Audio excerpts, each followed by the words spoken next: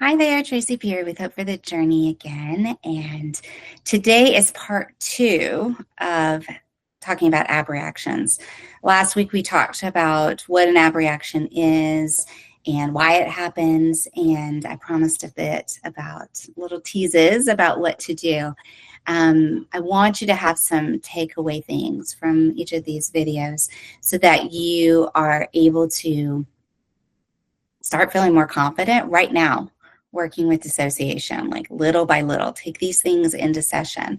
So as a reminder, an abreaction is a really strong wave of emotion that overcomes somebody either during or after session.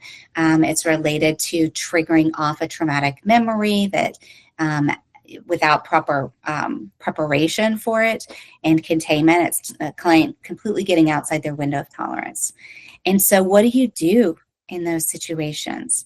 The first thing that you really want to be able to do is to be able to get their attention, right? So you want to, like, what happens when somebody's having an abreaction is their mind is like in the memory. They're not there and present with you. And they're usually, if it's a really strong abreaction, they really can't respond to you very much. So they might be, kind of have phased off eye gaze. They might not be making your eye. They might not be responsive when you're calling them. And so you want to see if you can get their attention, but you need to do it in a very gentle way because it can be very jarring for them to come back to the space that they're actually in their body. So a couple ways to do that would be to call them by name. We have an attention, we're trained to like pay attention to our names. And so you can say their name in a couple of different ways. I often, if I'm in person, will go towards them and kind of kneel down in front of them and just see if they can make eye contact. And I want to really make sure that my face and my affect is calm and like it's positive. So I'll smile and I'll lower my voice tone and I'll talk to them about how they're okay and just keep their eyes on me and what they're having is an abreaction and they're going to be okay. It's similar things oftentimes if you've had the experience of helping somebody through a diabetic episode or a when they're an asthma attack. There's some similar tools that you can bring out of that toolkit and use them for during an abreaction. If you've already set it up and have permission from your client, so did you hear that? That's a good thing to do is be talking about this beforehand and let people know that there's a chance of that and what we're going to do if it happens. You can actually get a client's buy-in and say, I'm going to touch you on your knee or on the tops of your hands or your shoulders. And I want you to see if you can feel that feeling, right? You can not grab them, right? But gently invite them into standing up and moving around.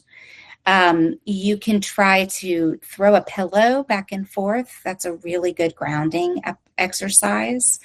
If you can get them to get up and move around, you can move their balance, like have them do something with balance or have them do something with squatting or pushing against the wall, things like that. So all of these are just ways that we can help our nervous system to come down. You can engage them in slower breath work, lots of different things. So what I would encourage you to do is to, obviously, if a client has an abreaction, which I don't wish on anybody, but if it happens, then you can practice these things. But in the meantime, tell your clients about the possibility of this and start practicing out and talking about some of the things that you might do and get their opt-in for the things that they think would be most helpful. And it'll be interesting to see what discussions come out of that because a lot of clients have had them before and might be holding back a little bit in therapy because they're worried about it. So you bringing it to the surface can be a really great way to build trust. It builds an ability for you to know what to do. And so that builds a lot of confidence for yourself as well. All right. Hopefully that was helpful. Always feel free to leave me some notes or send reply to this. And don't forget to pull out your therapist cheat sheet for dissociation. That can be a really great way to ground you. There's a couple of these exercises that are in some of them in there that you could use during an abreaction.